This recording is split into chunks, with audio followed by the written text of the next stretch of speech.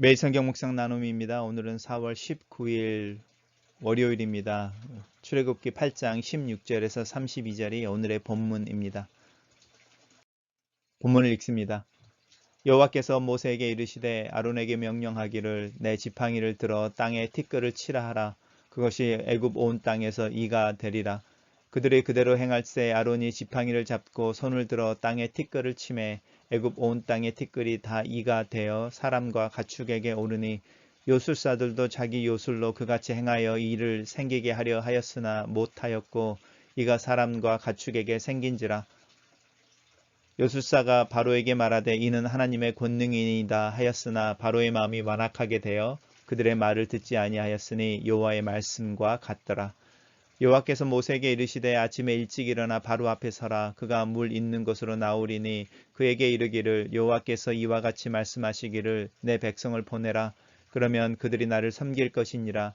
만일 내가 내 백성을 보내지 아니하면 내가 너와 내 신하와 내 백성과 내 집들에 파리떼를 보내리니 애굽 사람의 집에 파리떼가 가득할 것이며 그들이 사는 땅에도 그리하리라. 그날에 나는 내 백성이 거하는 곧센 땅을 구별하여 그곳에는 파리가 없게 하리니 이런 말미암아 이 땅에서 내가 여호와인 줄 내가 알게 될 것이니라. 내가 내 백성과 내 백성 사이를 구별하리니 내일 이 표징이 있으리라 하셨다 하라 하시고 여호와께서 그와 같이 하시니 무수한 파리가 바로의 궁과 그의 신하의 집과 애굽 온 땅에 이르러 파리로 말미암아 그 땅이 황폐하였더라. 바로가 모세와 아론을 불러 이르되 너희는 가서 이 땅에서 너희 하나님께 제사를 드리라. 모세가 이르되 그리함이 부당하나이다. 우리가 우리 하나님 여호와께 제사를 드리는 것은 애굽 사람이 싫어하는 바인즉 우리가 만일 애굽 사람의 목전에서 제사를 드리면 그들이 그것을 미워하여 우리를 돌로 치지 아니하리이까. 우리가 사흘 길쯤 광야로 들어가서 우리 하나님 여호와께 제사를 드리되 우리에게 명령하신 대로 하려나이다. 바로가 이르되 내가 너희를 보내리니 너희가 너희 하나님 여호와께 광야에서 제사를 드릴 것이나 너무 멀리 가지는 말라. 그런즉 너희는 나를 위하여 간구하라. 모세가 이르되 내가 왕을 떠나가서 여호와께 간구하리니 내일이면 파리떼가 바로와 바로의 신하와 바로의 백성들을 떠나려니와 바로는 이 백성을 보내어 여호와께 제사를 드리는 일에 다시 거짓을 행하지 마소서. 모세가 바로를 떠나 나와서 여호와께 간구하니 여호와께서 모세의 말대로 하시니 그 파리떼가 바로와 그 신하와 그의 백성에게서 떠나니 하나도 남지 아니하였더라. 그러나 바로가 이때에도 그의 마음을 완강하게 하여 그 백성을 보내지 아니하였더라. 오늘 본문은 4개의 단락으로 나눠져 있습니다. 단락별로 살펴보겠습니다. 첫 번째 단락입니다. 첫 번째 단락 오늘은 이에 대한 재앙 이야기합니다. 그래서 하나님께서 모세에게 이르시되 아론에게 명령하여 내 지팡이 아론의 지팡이죠. 아론의 지팡이를 들어서 땅에 티끌을 치게 하라. 그러면 온 땅에서 그 티끌이 이가 될 것이다. 이렇게 명령하시는 부분입니다. 하나님께서 모세가 자신의 입이 또 말이 어눌하다고 할 때 아론을 붙여주시면서 모세에게 이야기하시기를 너가 아론에게 하나님 같고 신 같고 아론이 네 말을 네 명령을 따라서 순행하여 함께 사역을 하게 될 것이다 라고 이야기하는 부분이 그대로 진행되어지고 있고 이 표현이 계속 반복되어지고 있습니다. 그리고 그들이 그대로 행할세라고 말하는 모세와 아론이 하나님의 말씀에 순종하여 그대로 행하는 것에 대한 이야기를 하고 있고 그렇게 됐을 때에 이에 대한 이 재앙이 온 애굽에 이렇게 임하는 것을 이야기하고 있습니다. 단락을 요약해 보겠습니다. 저는 이 단락을 하나님께서 모세에게 이르시기를 아론을 통하여 애굽 온 땅에 이 재앙을 내리신다 이렇게 요약했습니다.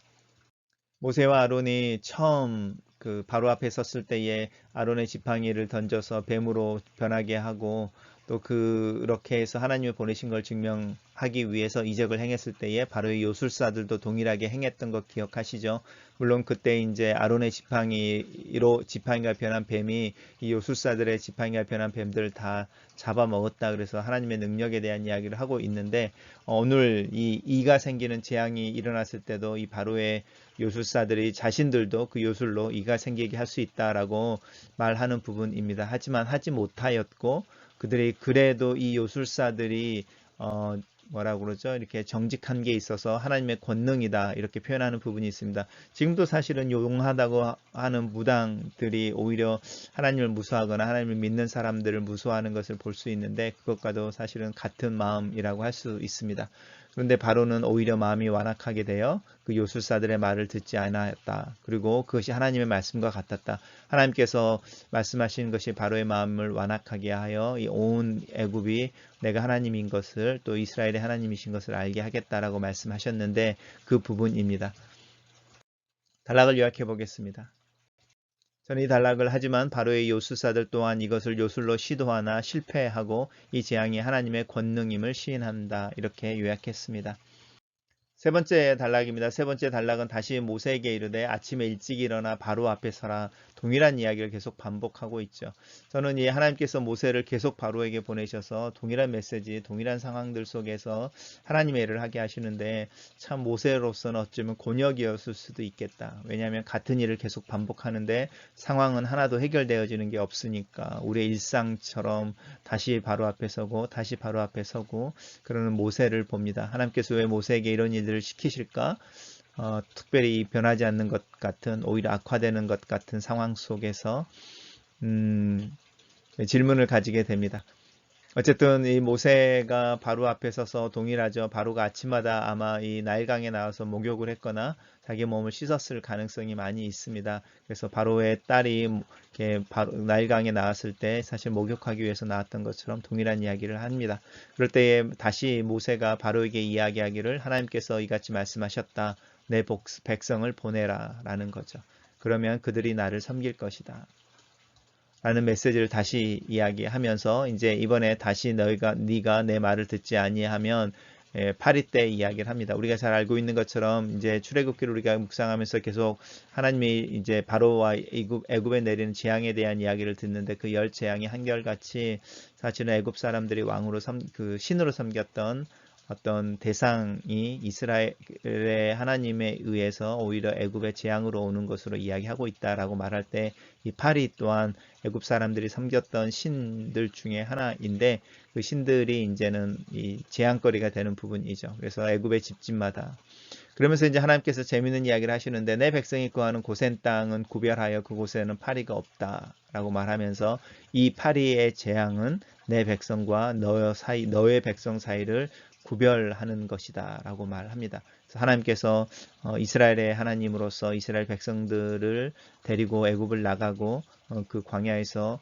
나를 섬기게 하겠다는 그 의사표현을 분명하게 하고 계시는 것이 특별히 이 파리의 재앙 가운데 있습니다. 단락을 요약해 보겠습니다. 저는 이 단락을 모세는 하나님의 명령을 따라 바로에게 다시 가서 이스라엘 백성의 출애굽을 요구하나 바로는 거절한다. 하나님께서는 애굽의 파리 때를 통해 재앙을 내리시나 하나님의 백성이 거주하는 곳에는 영향을 받지 않는다. 이렇게 요약했습니다. 마지막 단락은 바로가 아론과 모세를 불러서 타협안을 제시하는 장면입니다. 제일 처음에는 이 애굽 땅 안에서 너희 하나님께 제사를 지내라. 나가지 말고 이렇게 말하는데 모세가 단호하게 단칼에 거절합니다. 부당하다. 왜냐하면 우리가 하나님 앞에 제사를 드리는 것이 너희들이 싫어하지 않았느냐. 근데 우리가 너희들 앞에서 제사를 드리면 그것을 핑계로 우리를 더 힘들고 우리를 핍박할 것이다. 그래서 우리가 사흘쯤 광야길로 가서 하나님을 찬양하고 예배하겠다라고 말하는데 이 사흘쯤 광야길은 시내산을 의미합니다. 그래서 우리가 알고 있는 것처럼 출애굽한 후에 이스라엘 백성들이 시내산에서 예배하고 또 십계명을 받게 되어지는데 그 장소를 이야기합니다. 그러면서 하나님께서 우리에게 명령하신 대로 우리가 하길 원한다. 이렇게 이야기하죠. 그러니까 바로가 다시 타협안을 제시하는데 그러면 광야에 나가서 하지만 너무 멀리 사흘길 가지 말라는 거죠. 가지 말고 너무 멀리 가지 말고 그냥 광야에서 제사를 지내라 이렇게 말합니다. 그럴 때에 이제 그러면서 하나 더 붙이는 거 나를 위해 간구하라 라고 말하는데 이것은 이제 파리의 재앙이 얼른 끝나게 해달라 이렇게 이야기하는 부분입니다. 그래서 모세가 이야기하기를 내가 여호와께 간구하겠다 그러면 내일은 파리 때가 없어질 것이다 이렇게 말하고 이제 모세가 바로에게 경고를 하는 거죠. 여호와께 제사를 드리는 일에 다시는 거짓을 행하지 않게 하지 마십시오. 거짓말하지 마십시오. 그런데 이때에도 바로의 마음이 완강하여 그의 백성을 보내지 않았다. 하나님의 백성, 이스라엘 백성들을 보내지 않았다라는 것이죠. 여기에 뭔가가 더 있을 것만 같죠. 여호와께서 말씀하신 대로였다. 단락을 요약해 보겠습니다. 바로는 모세와 아론을 불러서 애굽 안에서 제사 드리는 것을 허락하나 모세는 거절하고 광야로 나가는 허락을 요청한다. 그러나 바로는 그의 마음을 완강하게 하여 그 백성을 보내지 아니한다. 이렇게 요약했습니다. 두 번째 묵상 포인트입니다. 이 세상 사람들은 때때로 그리스도를 믿는 사람들보다 더 신실하게 성실하게 봉사와 나눔의 삶을 사는 것을 본다. 더 정직하게 살기도 한다. 오히려 예수를 믿는 사람의 삶이 이 세상 사람보다 더 못하는 느낌을 받을 때가 많다. 어디서 믿는 사람과 믿지 않는 사람들의 삶이 차이를 보이게 되는 것일까? 믿는 사람들과 믿지 않는 사람들의 차이는 재산의 적고 많음으로 이야기하는 복의 차이나 승진이나 사회적 높은 자리라고 이야기하는 권력의 차이에서 나지 않는다. 이 세상에 결코 흉내내지 못하는 복의 영역이 있다. 예수님은 그것을 이 세상은 주지 못하는 내 평안을 너희에게 준다라고 하셨다. 내가 가지고 있는 평안의 그 참된 이유는 그 평안이 그리스도의 것이며 그리스도께서 나에게 주신 것이라는 것이다.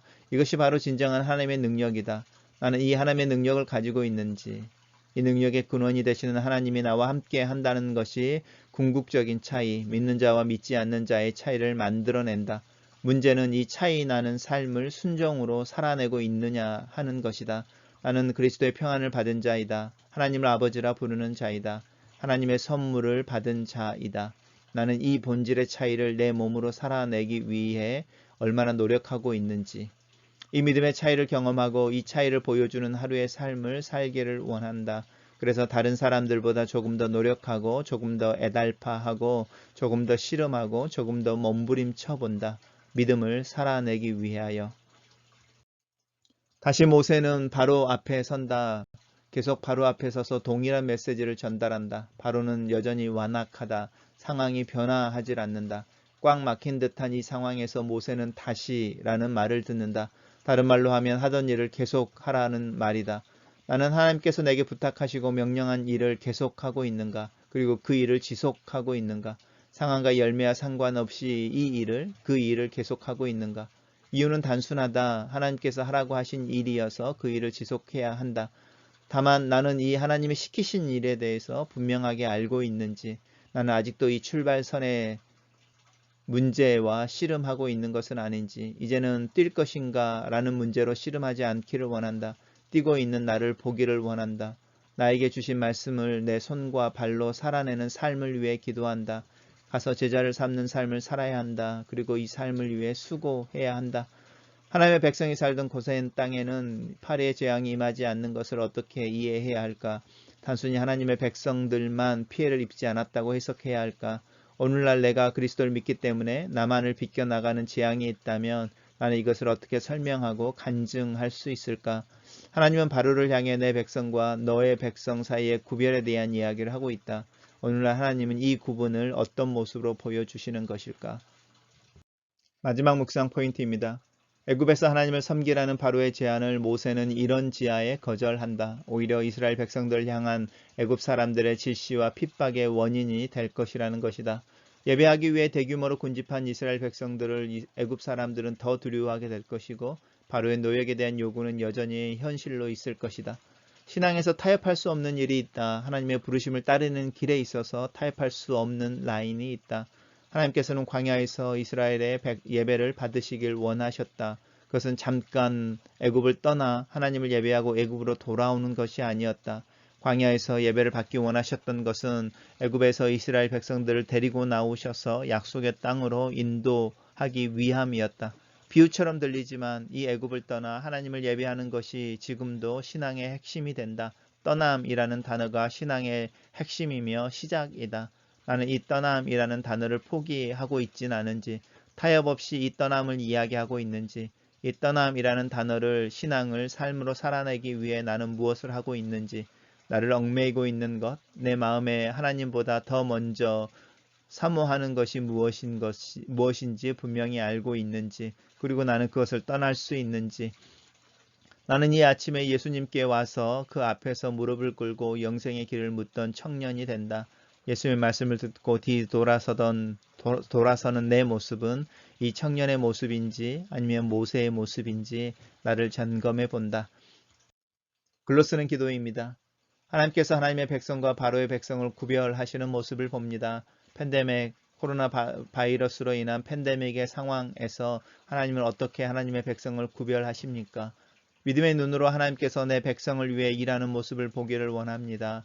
하나님께서 모세와 아론을 통하여 말씀하시며 이스라엘 백성의 출애굽을 계속해서 이야기하시는 것처럼 오늘의 상황에서 하나님께서는 하나님 백성을 향하여 어떤 이야기를 하십니까? 누가 하나님의 말씀을 대언하는 일을 하고 있습니까? 오늘 아침 하나님을 향하여 많은 질문을 하게 됩니다. 바로의 마술사들이 흉내내지 못하고 하나님의 능력이라고 말하는 재앙 앞에서도 마음이 완악했던 바로의 모습이 어쩌면 내 모습이 아닐지도 내 모습일지도 모르겠습니다. 나는 하나님의 능력을 이야기하면서도 내 마음으로는 그 능력에 순종하거나 순복하지 않는 완악한 마음을 가진 자입니다. 주님의 은혜를 구하는 아침입니다. 애굽을 떠나 광야에서 하나님을 예배하도록 부르심을 받은 이스라엘 백성처럼 나 또한 이 세상의 가치와 삶의 방법을 떠나 하나님을 예배하고 하나님을 도전해야, 하나님을 섬겨야 하는 도전 앞에 서 있습니다. 이 아침에 내 마음이 하나님을 향하고 오늘 하루의 일상 속에서 하나님 앞에서 순종하는 삶을 살기를 원합니다. 이 순종의 삶이 구체화되고 내 몸과 마음으로 믿음을 살아내는 지혜와 구체적인 삶의 양식과 태도를 가르쳐 주시기를 기도합니다. 예수님 이름으로 기도합니다. 아멘.